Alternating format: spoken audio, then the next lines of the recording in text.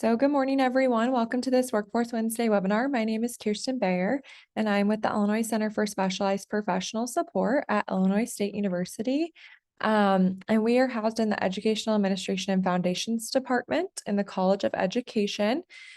Typically, I run these Workforce Wednesday webinars as a moderator and facilitator to help with our presenters. But today I'm also your presenter as well. So lucky me, I get to do double duty.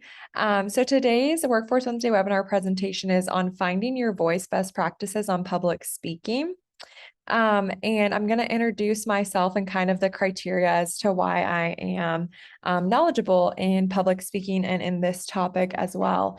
I am going to turn my camera off once I really get into the bulk of the presentation just to make sure that everyone's able to pay attention to my slides, but I'll have my camera on for questions and introductory things right here. So I do want to do some housekeeping things, just reiterating that today's session is being recorded and the presentation slides and recording will be available for you following today's session. And then we will have a follow-up survey as well. And we ask that you do participate in taking that follow-up survey. I am a part of the WIOA Professional Development Committee. And so we do look at those surveys and your feedback, and we do present those to the committee and go over them to help us produce better professional development for all of you frontline staff and all of you in all of our titles. We want to do a couple of I'll introduce myself first here, and I might look over a little bit. I'm using two screens, as I'm sure all of you do as well, so bear with me. So again, my name is Kirsten Bayer. I'm the Assistant Director of Communications here at ICSPS. You might have heard my voice on a webinar before or been familiar with me. Maybe we've met in person as well. And so a little bit about me, I do possess a bachelor's and master's degree in communications. My bachelor's is in public relations and my master's is in communications, specifically focusing on pedagogical practices, and digital literacy. From both of my degrees are from Illinois State University. I also adjunct teach at Richland Community College in Decatur, which is where I live. And so if you're familiar with Richland Community College here in Decatur, and I teach public speaking. I've been teaching public speaking since 2018. And so I really love it. I love working with my students and I love teaching public speaking. It's a real job skill and a skill that a lot of people are afraid of. And so I love to teach on it and I love to provide professional development on the topic as well, because we can all improve our public speaking skills, right? So a couple of housekeeping polls before we get started, which are the polls that we always do every Workforce Wednesday webinar, is where is your local area? So if you could participate in that. And then which partner do you best represent? Title 1, 2, 3, or 4, or another WIOA partner and stakeholder?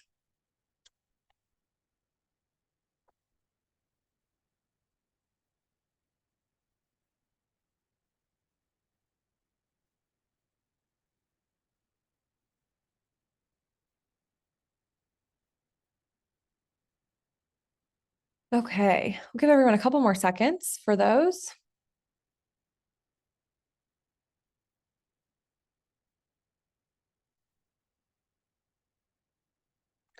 Okay, I'm going to share the results. Looks like most of you are joining us from actually a good span across the state, but most of you are joining us from Southern Illinois, which is awesome.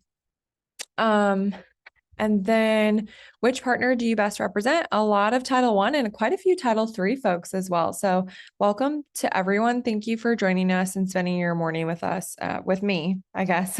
And I do appreciate your time. So moving forward, I want to start off our presentation today, which just getting to know a little bit about all of you and kind of which form of communication are you the most comfortable with. So we're not quite done with the polls yet. So I want to know which form or forms of communication are you most comfortable with? So are you most comfortable with telephone and electronic communication? Are you most comfortable with face-to-face communication? Are you most comfortable in small group settings or meetings, or are you most comfortable in doing presentations and single communication? So go ahead and select one, the one that you're the most comfortable in.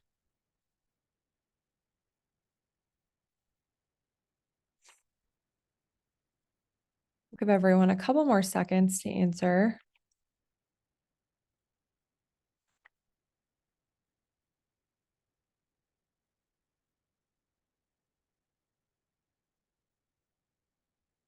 Okay, looks like it's slow. The poll is slowed down, so I'm going to end it, share the results. Looks like most of you are comfortable with just regular face-to-face communication. But we do have a lot of you who are comfortable with telephone and electronic communication as well as small group settings and small meetings. So thank you for answering that poll. And then we're going to do one more poll before we get started with the bulk of our presentation. And so I want to know kind of a scenario poll. So hypothetically, if you were told by your supervisor that you have 5 minutes to prepare for an impromptu presentation to the OET management team or to your management team about a current project your supervisor only assigned you 1 week ago, how would you feel mentally and physically? So would you feel nervous, anxious, unprepared? And I used OET management team as just an example, but your management team from whatever title you're from. So nervous, anxious, unprepared, increased heart rate, sweaty palms, racing thoughts, and you can check all that apply. So if you would experience all of them, check all of them.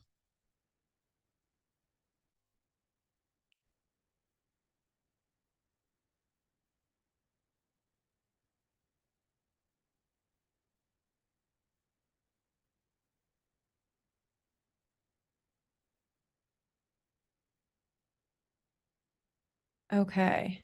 So it looks like that people are still answering, so I'll keep it open. I'm going to start to debrief though. I'm going to end it now. We'll share the results. So looks like a lot of people selected all of them. Top ones are nervous, anxious, feelings of being unprepared. Obviously, if you only have 5 minutes to prepare, we did have some increased heart rate, sweaty palms, racing thoughts. All of those things are normal. You are not alone. And all of those things are what we call in the communication field that you're experiencing as communication apprehension. And so we're going to move on to that topic next. I'm going to turn my camera off here.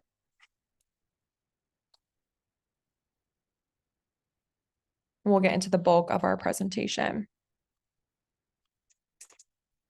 And so communication apprehension is not to be confused with a couple different terms. So the definition of communication apprehension is the level of anxiety triggered by the real or anticipated communication act as defined by McCroskey, and the fear of judgment from the audience and self-image is what fuels that anxiety.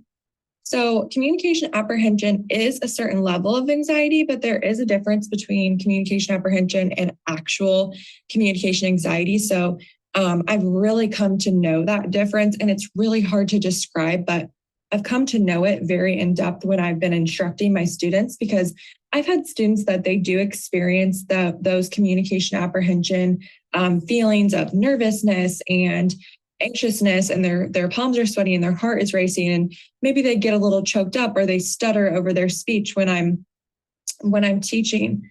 But then I have students who come to me before they're about to public speak and they are sick to their stomach. Like, I've actually had a student get sick in class when we were in person before, because they were having such a deep level of communication anxiety. And so communication apprehension is not that fear that drives such a physical anxiety that you actually get sick, or, it's to that level, but it's that those natural nerves, it's that natural anxiety, that natural fear that our body experiences right before we're about to public speak. And communication apprehension is actually something that we can learn management techniques and learn skills to utilize and use for our benefit. So we can actually embrace our communication apprehension and use it to our benefit when we're about to public speak. So if you want to go to the next slide, Molly.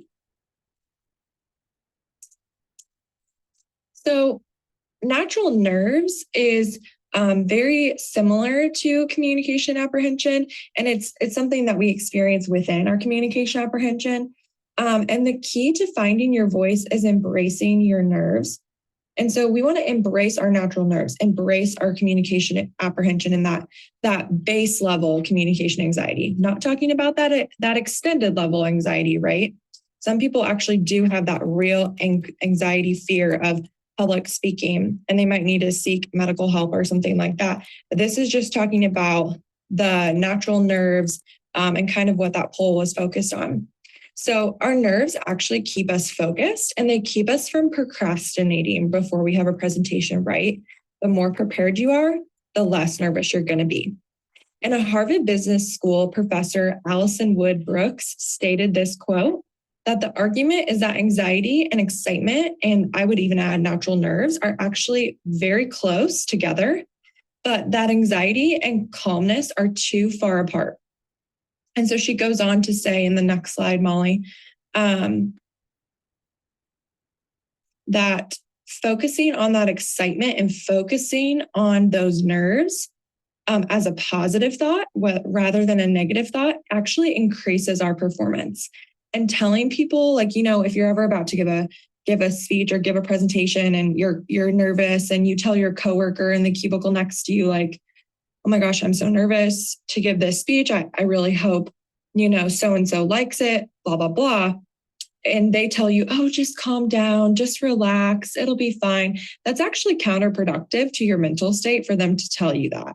And that's due to the fact that they're basically telling you in your mental state that the feelings of nervousness that you're feeling are negative, or they should be associated with negative, and you should try to calm them down or relax them. But that's actually counterproductive, right? Because we want to hone in on those nerves.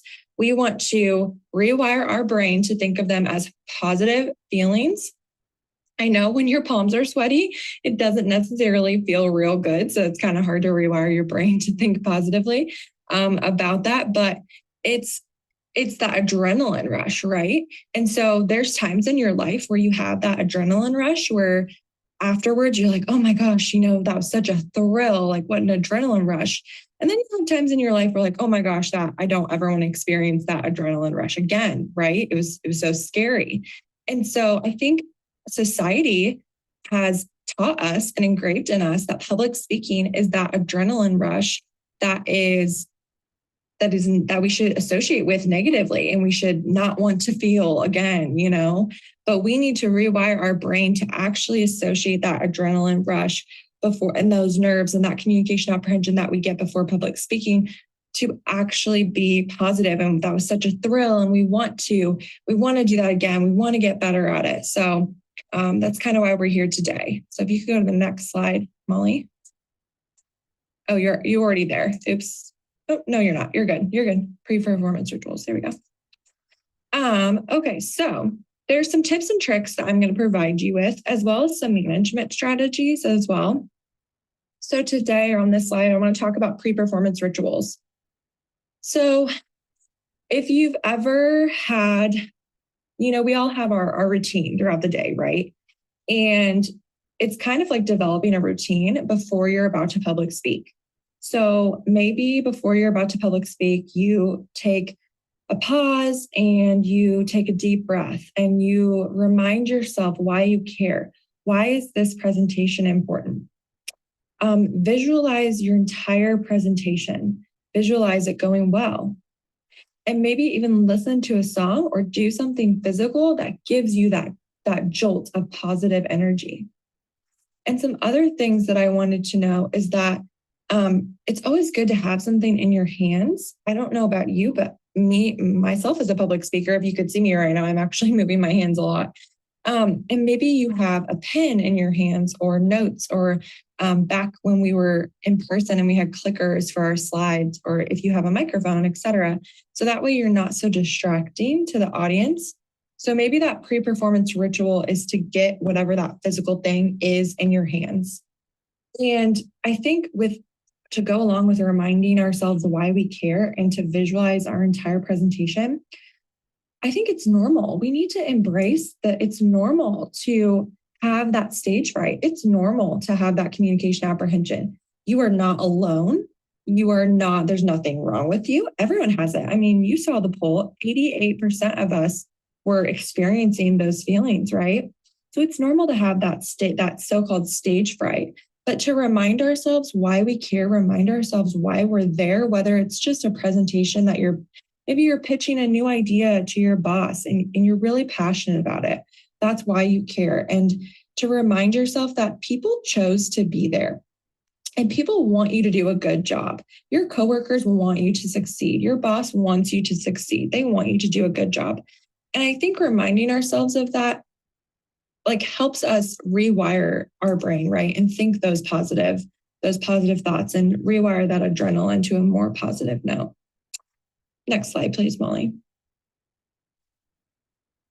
So next I'm going to talk about management strategies. And these are strategies that I think sometimes before we're about to public speak or do something that scares us in life, we actually do without really realizing it. And it goes into us building our pre-performance ritual, right? So the management strategies that I'm going to discuss today are reality testing, which is also known as cognitive restructuring. I'm also going to discuss selective relaxation, which is also known as systematic desensitization, and then visualization, and then skills training as well. So go to the next slide, please, Molly. So reality testing or cognitive restructuring is the notion of brainstorming the worst scenarios that could possibly happen and restructuring your thinking. So if you have a big presentation, the next day, have you ever experienced being able to not sleep? You're restless. Your nerves kind of kick in way before you're about to walk into the meeting room, right? Or way before you're about to get on the Zoom call. You're restless, you can't sleep, you're tossing and turning because your mind is just going through all the worst scenarios that could possibly happen. And cognitive restructuring and reality testing is testing those realities that your brain is, concocting up in your head and restructuring that thinking. So taking those negative things and restructuring them to a positive scenario. So some of the most common ones I get is, what if my PowerPoint fails? What if my visual aid fails? It doesn't work. It won't load. It didn't save. It won't open. It's locked, whatever. And what if I forget my outline? What if I forget my notes for my presentation? What if my notes get deleted? If they're on a computer, a lot of people have that anxiety of, what if I actually do have a real panic attack while I'm presenting? What if I can't connect to my online file storage? Feel free to put in the chat, what are some of the thoughts that you guys experience when you're about to public speak that you are afraid that's going to go wrong? I know, with my director, Amy, she's always the most afraid that her computer is going to BitLock her out because it's happened to her so many times. And I have a lot of students that I teach that are nervous about silly things. What if I get sick? What if I have pit stains? That's embarrassing and no one wants that. What if your internet fails? I think that's a huge fear nowadays. And, we joke around our office that the internet and Wi-Fi issues are the new traffic, right? To showing up to things. What if a family member walks in? That's happened to me before. Our office is working from home. We've been working from home since March. We've only been into the office a handful of times for this or that, or to get something. And we actually, Molly Cook, my colleague who's on this with us today, she is brand new and she was just hired recently. And when we were interviewing her, I was on the interview committee, and my husband actually walked in the middle of her interview. And I was like, oh my gosh, get out, what are you doing? So I think that's a huge fear in today's world, right? And then what if you panic right before you have to speak?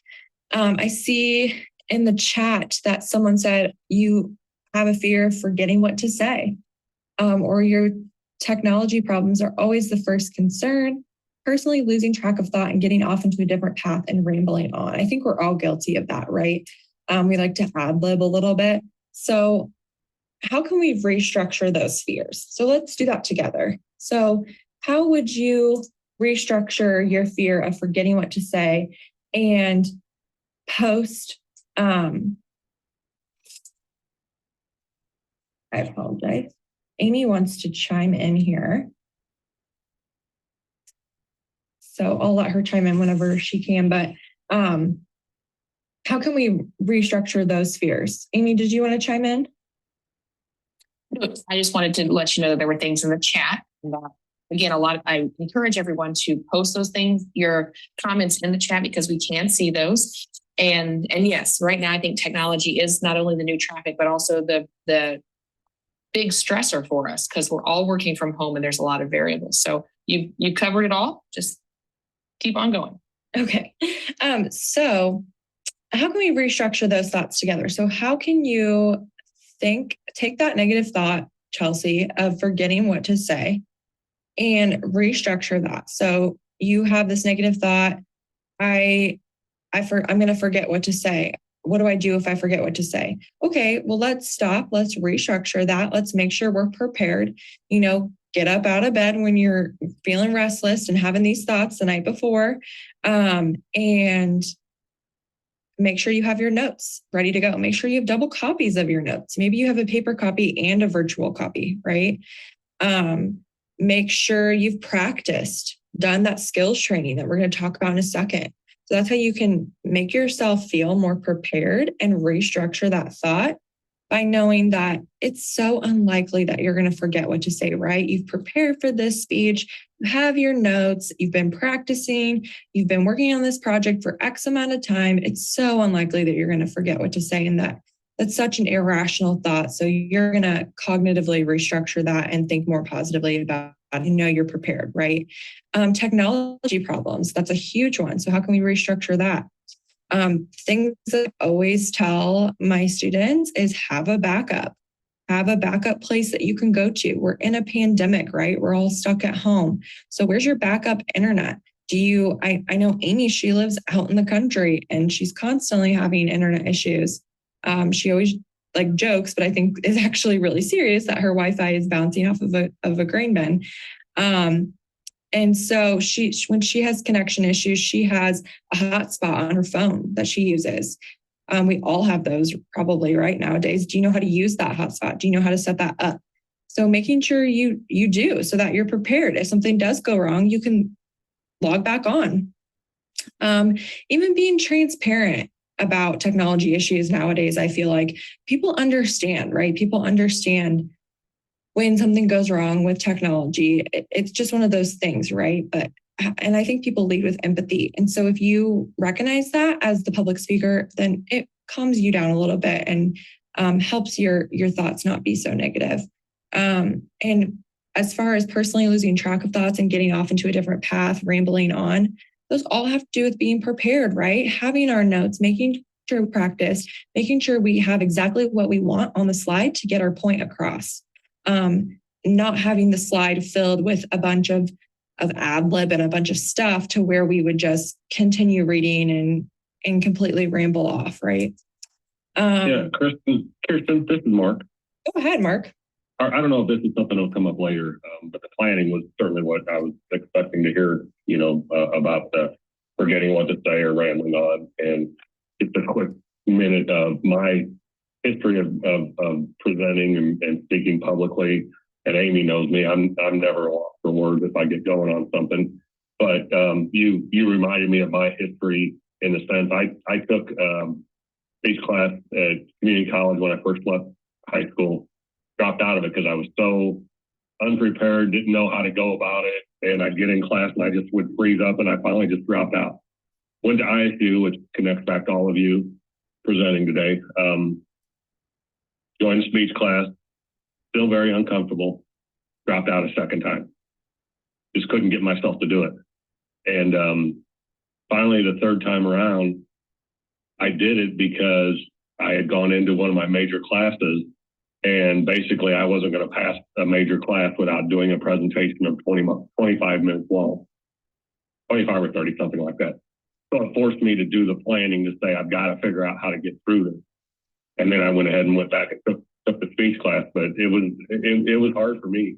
And most people would never know that today. And I know I've got a lot of work to do to continue to get better at public speaking and presentations and that, and could plan and prepare a little bit better probably. But it's certainly, to me, the key thing is to know what you're speaking about, make sure you understand it. And back then I would almost write my whole presentation out to make sure I covered everything and read it over and over again to make sure I knew what I wanted to present.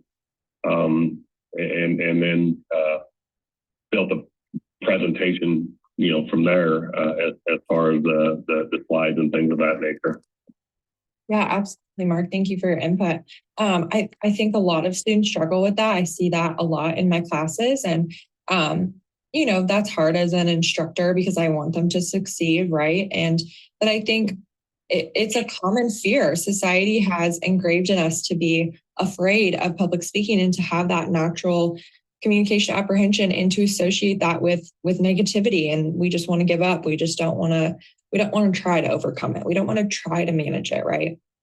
And so that's why we're talking about these strategies, and we're talking about that pre-performance ritual, because when you put those things in place and you're aware that you can do those, when you're aware that you can reality test and cognitively restructure your thoughts, if you're aware you can do that, you are more likely to do it, right? And then you're more likely to minimize that apprehension and minimize that fear and, succeed in your public speaking class or succeed at your presentation or whatever it is that you're public speaking at.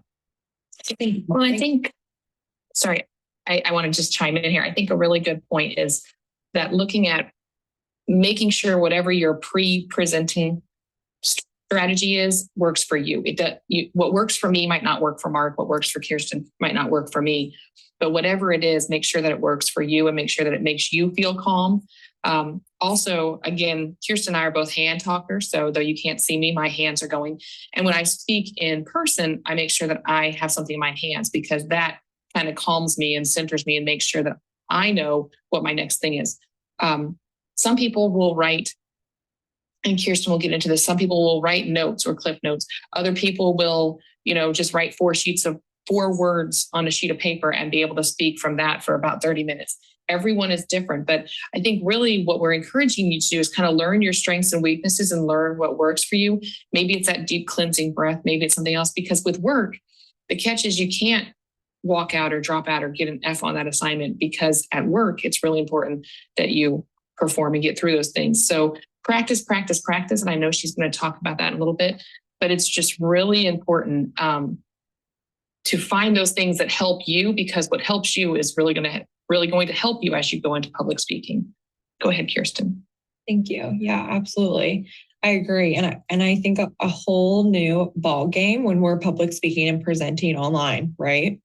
And we'll talk about that in a second. So if you want to go to the next slide, Molly. So the next management technique that I want to talk about. So like Amy said, maybe cognitively restructuring your thoughts is not your thing.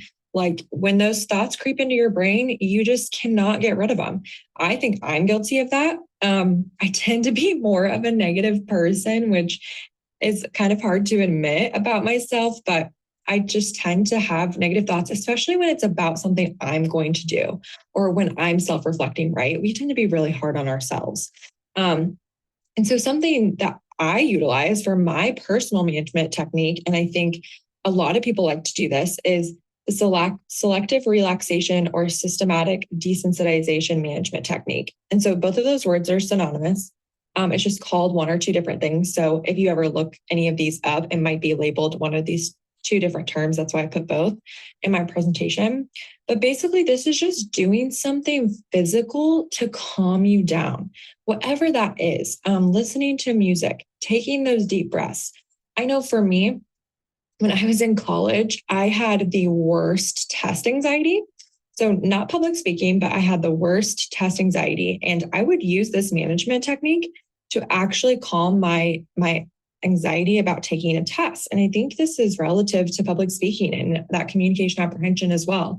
And I would actually watch an episode of my favorite Netflix show just to get my mind off of it, right? Just to not think about it too much. If you're prepared and you've practiced and you've done that preparation, I think we can get in our own heads too much, right? And so maybe you work out every morning. You work out right before your presentation, early in the morning, just to kind of clear your brain, like reset and rewire. So what is something, put in the chat, what is something you found to be effective? What is something you do? It's so important to be taking care of ourselves. And this filters into that. Selective relaxation is actually selecting to do something physical to relax yourself, right? So we are so go, go, go. Even in this pandemic, everyone from our center is constantly on meetings all day, and we just feel so spent. And whether we're in person when this pandemic is over or now virtually, whatever that looks like for you, it's so important to take care of yourselves and do things that you would do in the office. Compartmentalize, take a walk. If you were in the office, you would get up and go talk to a coworker, right? I think when we're on our meetings, sometimes Amy will schedule a meeting with some of us, and it'll be for an hour, and we'll talk about what we need to talk about, and we're done in 30 minutes. And it's kind of like, do we keep talking? Do we get off? And we need to take that time to keep talking. We've scheduled that time out.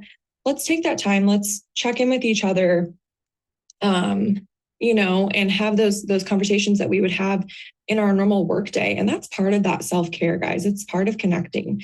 And that can help us with our public speaking too. Maybe your selective relaxation is actually being vulnerable and communicating to your coworkers or to your boss that's doing something physical, right? Communicating that you are experiencing that communication apprehension. And maybe it is listening to music. Maybe it's something physical. I know I wake up and I ride my bike, my kind of faux Peloton bike that I've made every single morning. And that helps me just kind of reset for my day and whatever I have. So, even I was a little nervous to present to all of you today. It's normal, right? But I had that selective relaxation of exercising this morning that kind of calmed my nerves a little bit. Carmela, I don't know if I'm pronouncing that wrong. Sorry. She said, I'm so nervous and afraid at interviews. My mind blacks out, no matter how well I've prepared. And Mark said he's the opposite. He loves interviews and thinks he does well, but he tries to keep them more as casual conversations than structured critical interactions. And that's great, Mark. I think we can implement that into our public speaking too, right? So viewing that as, I think that goes into us restructuring our thoughts of knowing that everyone wants us to succeed. Everyone wants us to do good, right? We don't go into a casual conversation thinking that the other person's waiting for us to mess up, right? And so going into your public speaking scenario, whatever that looks like for you, with that mindset too. I think that's great. Thank you for participating, everyone. And so the next management technique, Molly, if you want to go to the next slide, is just a visualization. So visualize yourself.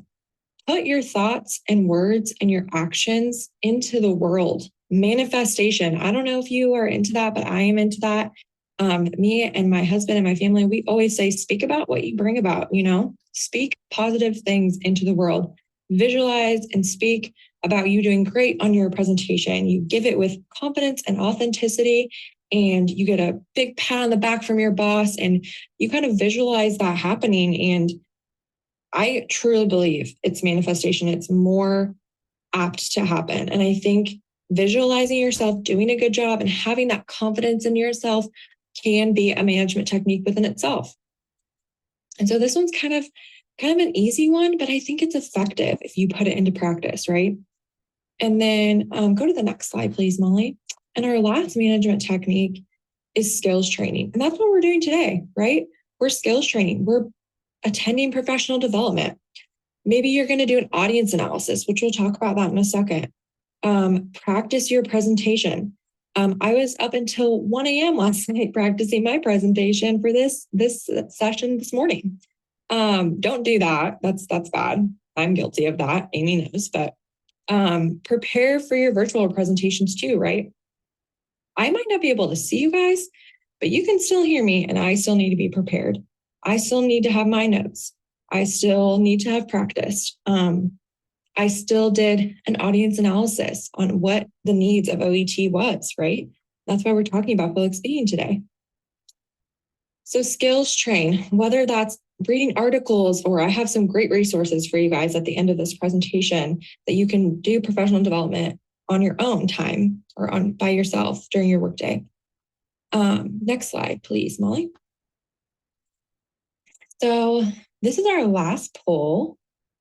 Have you ever, Molly's going to put it up for us, but have you ever presented during a meeting, especially now, especially virtually? I feel like this is so prevalent, and felt like no one is paying attention, no one is listening to you. It's so hard when we're not face to face, right? So give everyone a second to answer that poll. Yeah, and Kirsten, this is Mark again. This one I was waiting to see if this came up, because I was, to an earlier question, I was going to type this in, but I didn't.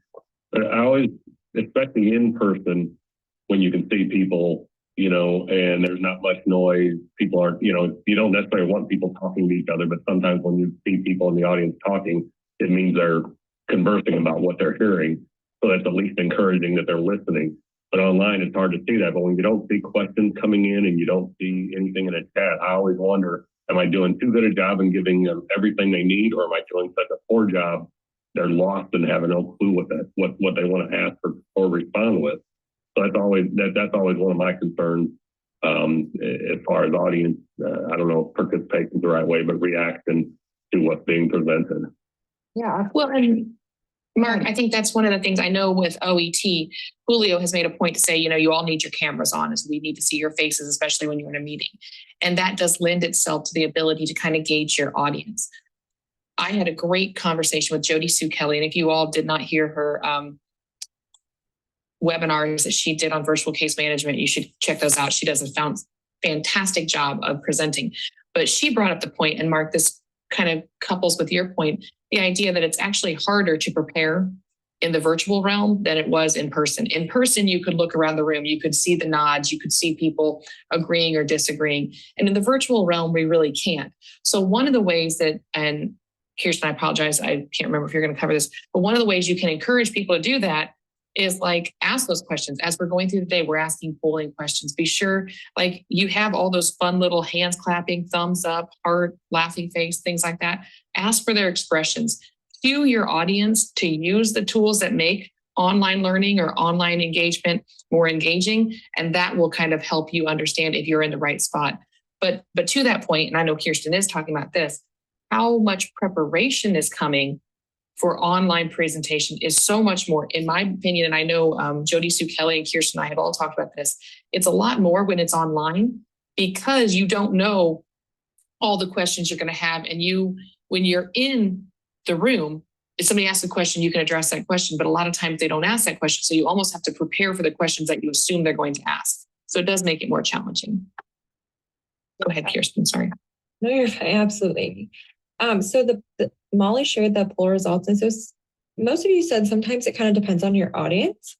And we had a few say yes all the time and no, never. So kind of across the board. Go ahead and close that, Molly, and then go to the next slide, please. So it's important. This is kind of gearing us into realizing that it's important to not only present, not only public speak, whatever that information is that you're diverging, but also to listen.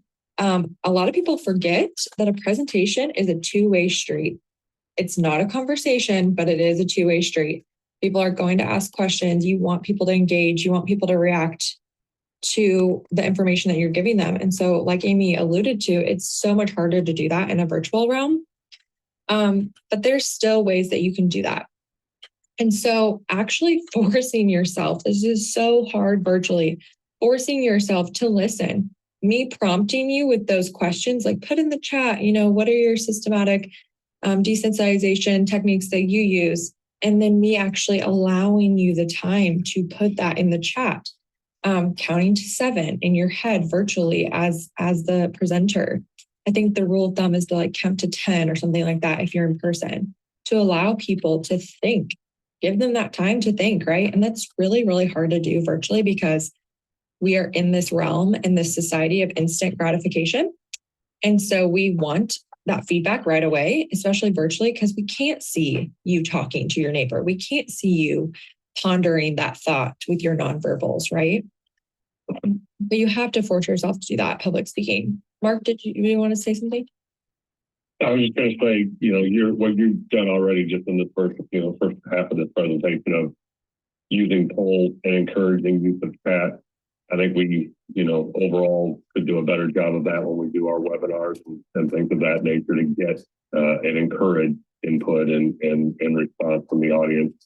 I think typically our webinars have opening and closing polls, but not too many of those in the middle of a presentation. So we can maybe do some of those, structured questions in that sense, but also the encouragement of using chat throughout. You've done a great job. I really appreciate that. Thank you, Mark. But yeah, so I think that kind of made me just think of, Mark, actually what you said is that we are not just presenters anymore. We are not just public speaking anymore because we are virtual. We almost have to turn into instructors. We have to be a teacher to our audience. We have to prompt with questions to prompt that discussion. I do that with my students all the time. My students don't want to talk to me. They don't want to talk to me. I don't even know if they're listening when I'm in person with them, but I prompt them with questions to prompt that thinking and prompt that discussion.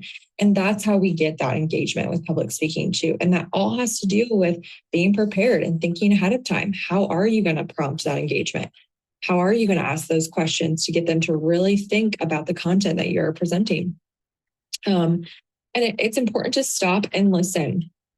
Listen to your audience, letting Mark interject, letting Amy interject in my presentation, and letting that not throw me off from the content that I'm presenting to you guys. Stopping and listening to their feedback, because it is a two-way street. It is a two-way street. And people on the call, remembering that they are real people. I think we know that, but just remembering that people on the call are real people. They're not just logging on, listening and not really, or they're hearing and not really listening. People are really listening to you. I hope you guys are listening to me today and taking this information. So remembering that people on the call are real people. And collectively digesting that information that they give you. So, when Mark's been, this has been great. Thank you so much for interacting with me. So Mark and Amy have been interacting with me. I've digested that information and kind of reiterated it back to my content, right? So being able to do that all has to do with being really prepared and really comfortable with the content that you're presenting. Another thing that I wanted to reiterate is that I've said this a lot, but presentation is a two-way street. You are there to listen, you are there to engage and interact just as much as you are there to present, right? Okay, let's go to the next slide, please, Molly. So this is a really great quote, and I think Amy gave me this one. But as far as listening, when it comes to presentations, I think people don't realize how important. Oh, 1 second. I'm so sorry, everyone. I lost my spot.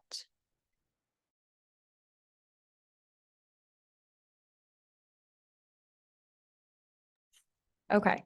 Sorry, I lost my spot in my notes, which I'm telling you all to be prepared. So what I was saying is, this is a really great quote. And I think Amy provided this for me, but you can have the best message in the world, but the person on the receiving end will always understand it through the prism of his or her own emotions, preconceptions, prejudices, and pre-existing beliefs. And so I could give you guys the best content here today, and you could provide the best presentations on your OET presentations, on your Title I, your Title III presentations, whatever title WIO partner stakeholder you're from. But my audience is always going to understand it through their own backpack. I call it your backpack is what I call it with my students. And so everyone has their backpack. And so their backpack is your own emotions, the way you were raised, your own perspectives, right? And I don't know that about my audience, but me listening to them, me listening to you all as you're interjecting, as Amy and Mark are interjecting, and then listening to you all type in the chat and reading your chats and stuff, and listening to the polls and debriefing on those, is me trying to understand my audience's emotions and preconceptions and pre-existing beliefs. And so that's a form of me listening as well. And so the more we listen to our audience and the more we know about our audience, the more we can tailor our message to them. And this is another great quote as well. It's not enough to be correct or reasonable or even brilliant. So it's not enough anymore. The key to successful communication is to take the imaginative leap of stuffing yourself into your listener's shoes to know what they are thinking and feeling in the deepest recesses of their mind and heart. How that person perceives what you say is even more real, at least in a practical sense, than how you perceive yourself. So, how others perceive you is more real, at least in a practical sense, than how you perceive yourself. And so, this is from Frank Lunt's Words That Work. Go to the next slide. When you're adapting your presentations to your audience, it's really important that you focus on a couple different things. So you can do things in your presentation to help adapt it to your audience. So things like keeping your topic relevant and providing that relevancy to your audience. So being very explicit and saying, this is why this topic is relevant to you. This is how you're going to use this information. This is how you're going to take this information and utilize it in your day-to-day work. Everybody wants to know why they're listening, right? So like if I'm an audience member, especially in the workplace, okay, why should I care about this topic? Why should I care about this presentation? Candace, why should I care about your presentation? And you're going to tell me that because here I am listening to you, taking up 30 minutes to an hour to 90 minutes of my life that I'll never get back, right? So it's important that we tell our audience why they should listen to our topic and why it's relevant to them and how they're going to use it. You can also do things like intensity. So intensity would be things with your voice. So you can use things such as inflection in your voice. You can slow down or speed up the rate of your voice if it interacts with the context of your presentation. You can use things like onomatopoeia or alliteration as well to help adapt to your audience and maintain their attention. And then you can also use things like contrast and repetition. So one of the theories that I teach in my class is called the primacy recency effect theory. And this is where you start and end your presentations with the same concept. It's this notion that our audience tends to remember the first and last things that we talk about the most, and everything in the middle is kind of a little fuzzy, right? So primary, meaning first, and then recency meaning the most recent thing that they listen to us say. So primacy recency effect. And so that would be repetition. You start and end your presentation with the same concept or the same notion. Maybe you start and end your presentation with the relevancy statement. And so that can help maintain your audience's attention as well. When you're analyzing your audience, it's important to consider certain things about your audience that might inhibit them from listening to your presentation, such as considering the knowledge level of your audience. You might complete an audience analysis, especially if it's like your coworkers or something like that, prior to your presentation. You might also consider closing remarks. So like we already just talked about the primacy recency effect, really driving home, starting off and ending your presentation with the same concept, whatever that goal of your presentation is. Be audience centered. So use empathy with your audience. Consider the time of day as well. Maybe don't schedule a presentation for 8 a.m. in the morning. Maybe don't schedule a presentation for 3 o'clock in the afternoon or 4 o'clock in the afternoon whenever your workday ends at 5. So consider the time of day of your audience. Definitely don't schedule a presentation over lunch, right? Nobody wants to listen to a presentation over lunch. We all want to be eating our lunch and taking our break.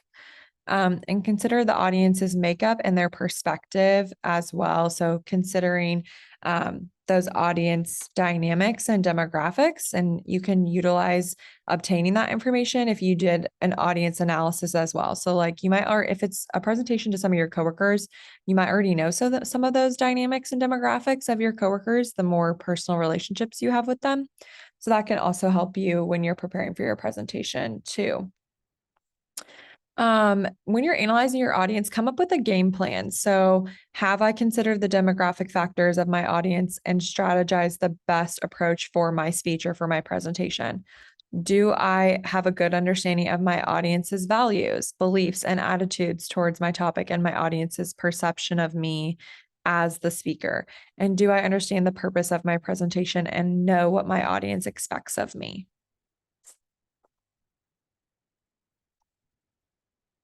How does the audience perceive you? So, one of the things that I teach in my class and that I really want my students to be able to um, fulfill is their ethos level. So, ethos is credibility. So, we have initial, derived, and terminal credibility. So, we establish as presenters, we establish initial credibility from the very beginning. So, if you start off your presentation stumbling on your words, you're developing negative initial credibility, right? Or your credibility level initially isn't that high. But then as you continue on with your presentation, you start to get more comfortable, you're getting into the bulk of your presentation and you're really comfortable with that content, your credibility might start to increase. And that's what's called derived credibility. So that would be during the presentation, derived is during. And then terminal credibility is how does your audience leave your presentation thinking about you? So do they leave your presentation just like ranting and raving about how great it was, and so your credibility is shooting through the roof? Or do they leave your presentation thinking, I don't even know what I was supposed to get from that presentation. It was extremely boring and kind of a waste of my time. So that would be terminal credibility, is how do they leave your presentation and how credible do they think you are as a speaker? If you believe the audience doesn't acknowledge your authority to speak on a topic, you might try to develop that within your ethos and within your credibility. And what your audience thinks of you could change the way they respond to your message. So knowing maybe if you're presenting to people that you don't know and you've never met them before, you might need to work more on spend more time during your presentation establishing that initial credibility. But if you are presenting to your team and it's just your coworkers and your boss and it's really casual, that can also affect the way that they respond to your message too. And they're going to be more favorably responding to your message. So what if you know your audience members don't look favorably upon you as a presenter? Again, you might try to really focus on that initial credibility and your terminal credibility as well, and like build that into your presentation. Spend more time focusing on why you are credible to be speaking on this topic, why you know your stuff, why you're the expert, and like why they should listen to you, right?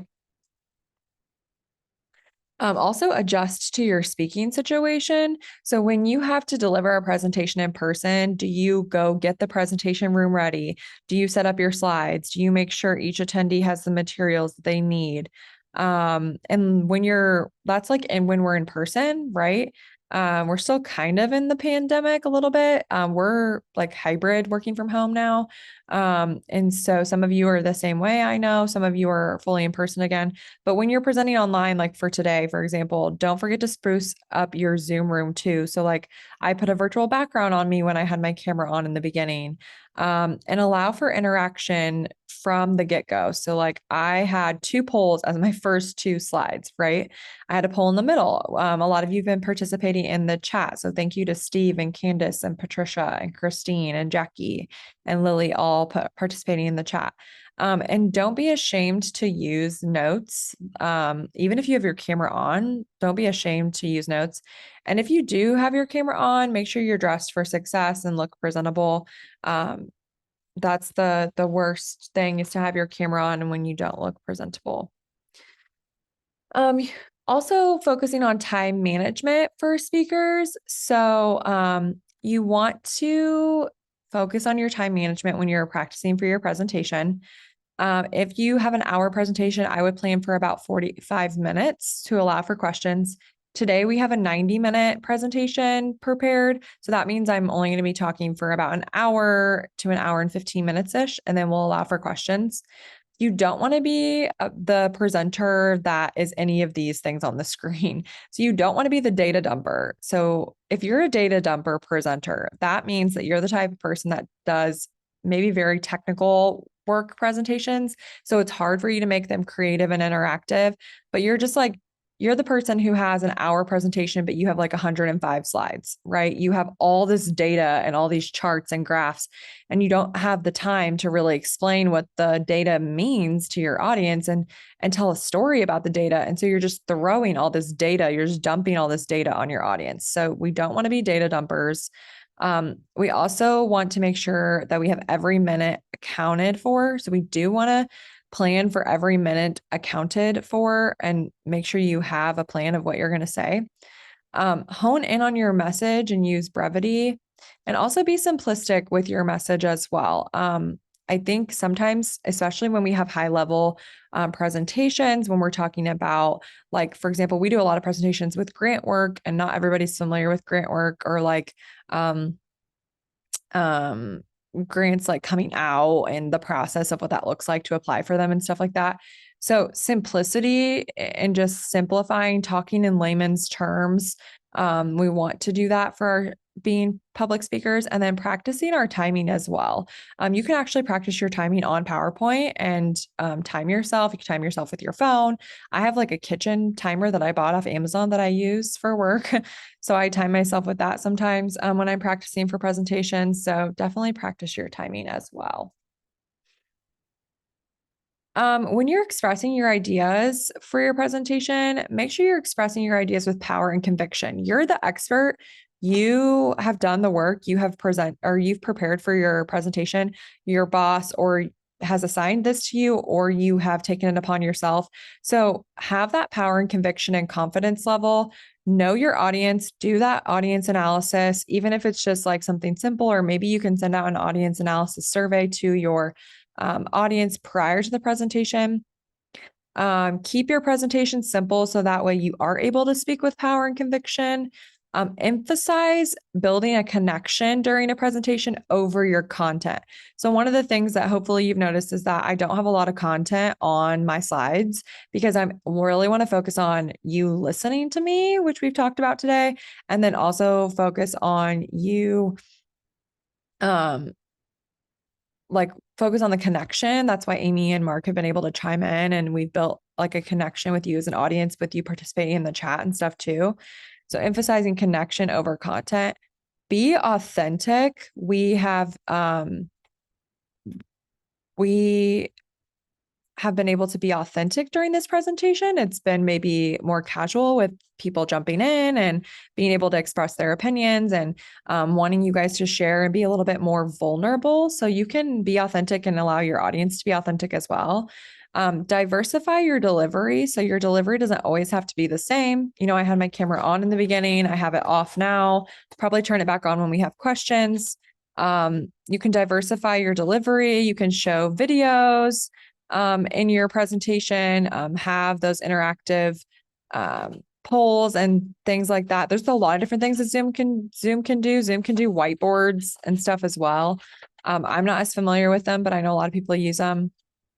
And then just overall being prepared as well. So I have some really great resources for you all. And so I've recommended some books that I've personally read or have pulled for content for my class regarding public speaking. So if you want to check those out, please feel free to.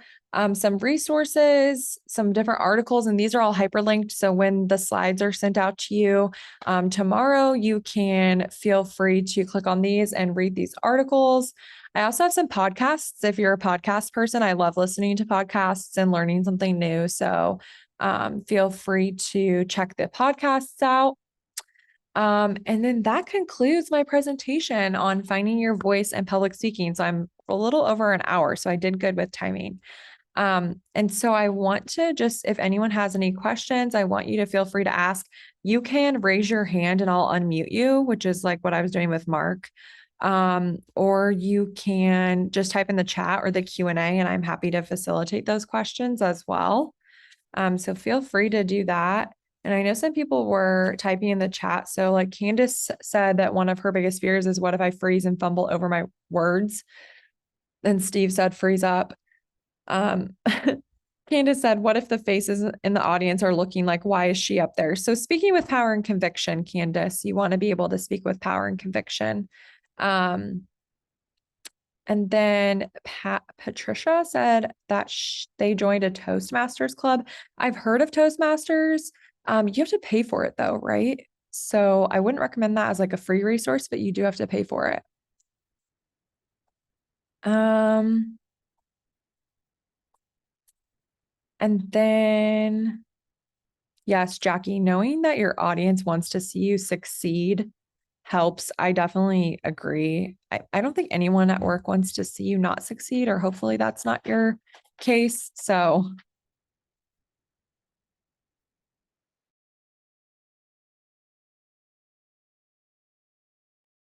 oh, Toastmasters has a minimal fee. Okay.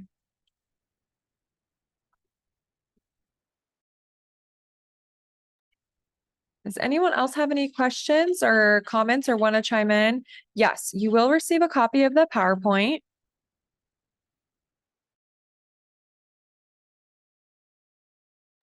So we'll have the recording provided to you in a follow-up email will be a link, and on that website will be the presentation in PDF, and then as well as the recording so you can watch it back.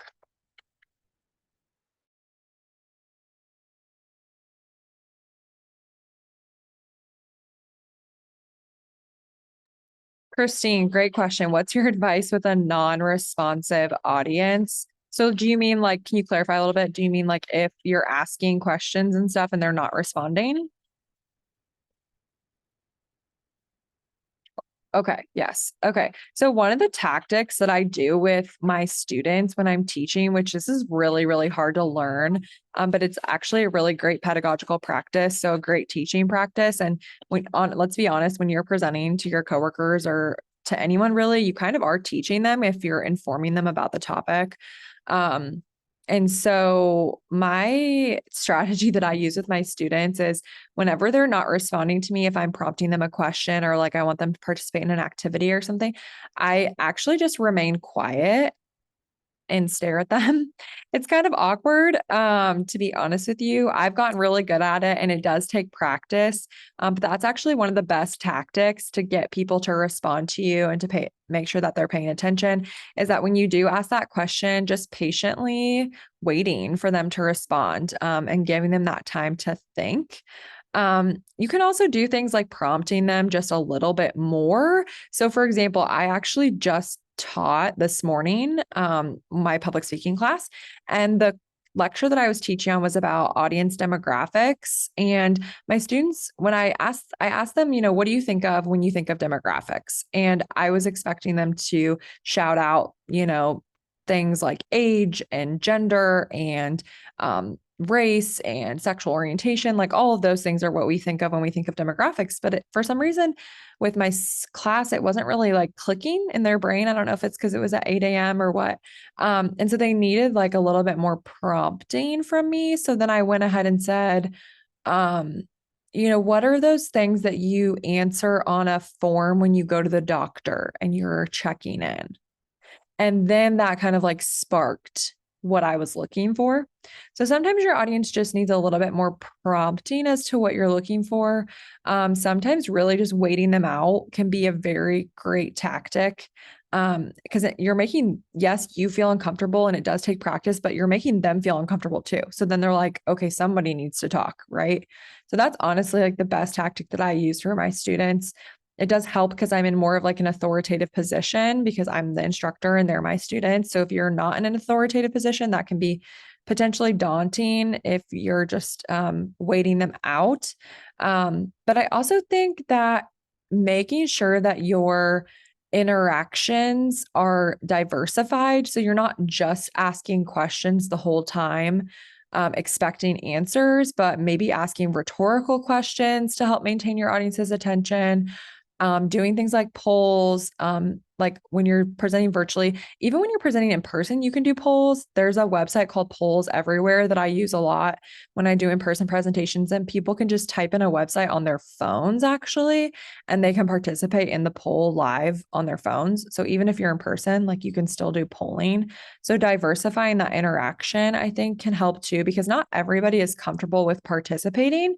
And so maybe they are being non-responsive just because they're not really outgoing and they're not comfortable with participating. So if you're diversifying your interactions and allowing for interactions that are not always like them speaking up, that can help those who aren't comfortable with participating in and like still allowing them to participate.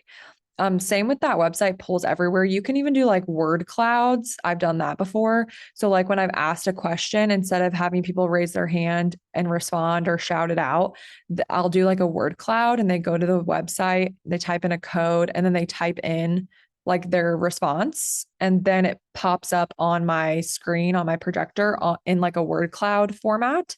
So there's a lot of different tools out there with technology nowadays that you can use to diversify your interactions that can help people present, even if they're not, or help people interact, even if they're non-responsive.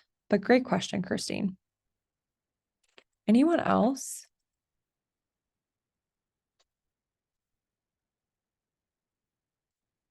And we did have somebody ask if we could share the person's name again that Amy was talking about. So Amy was talking about Jody Sue Kelly. She has done multiple webinars for us, Workforce Wednesday webinars, but she did a virtual case management webinar for us as well.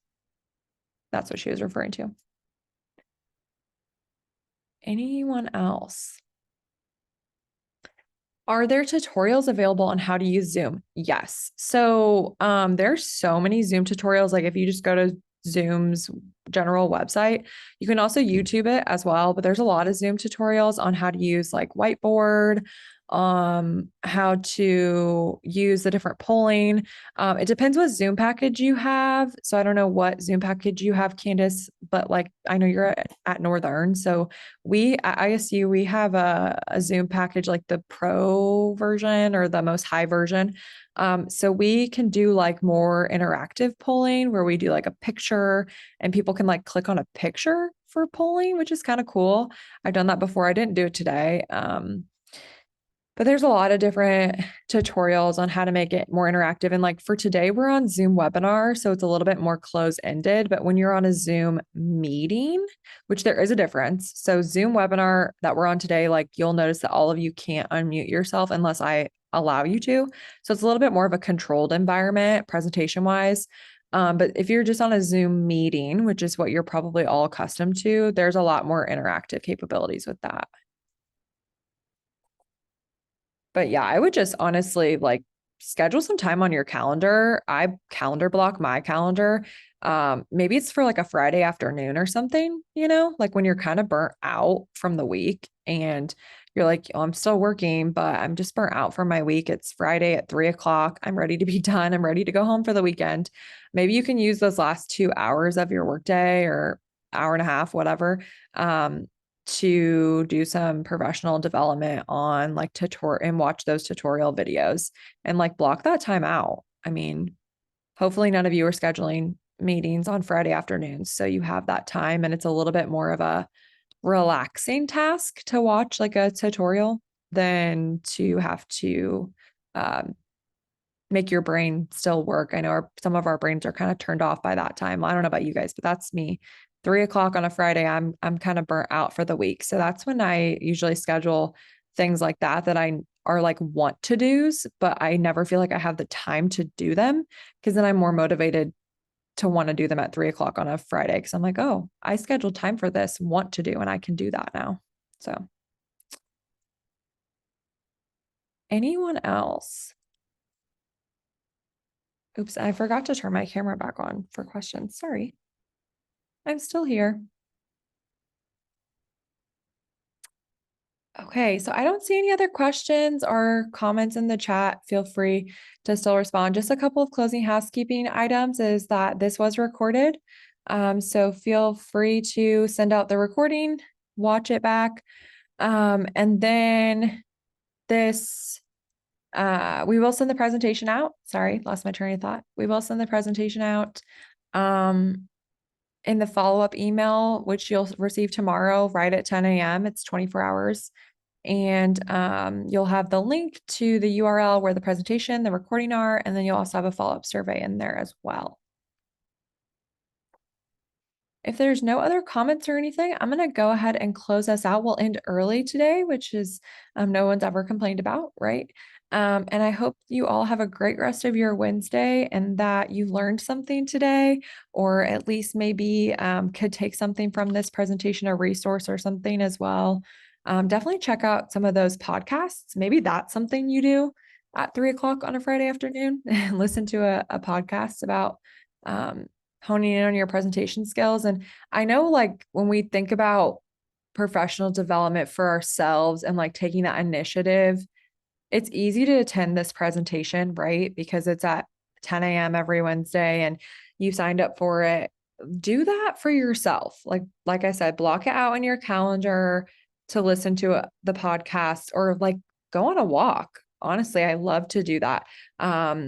Go put your headphones in, turn on a podcast and go on a walk on Friday afternoon and listen to your podcast. Okay. Thank you so much. Everyone's saying thank you. And this was great information. Thank you. I really appreciate all of your time. And I appreciate your comments and your participation today. I know it was very interactive, so thank you for participating. And I hope all of you have a great rest of your Wednesday.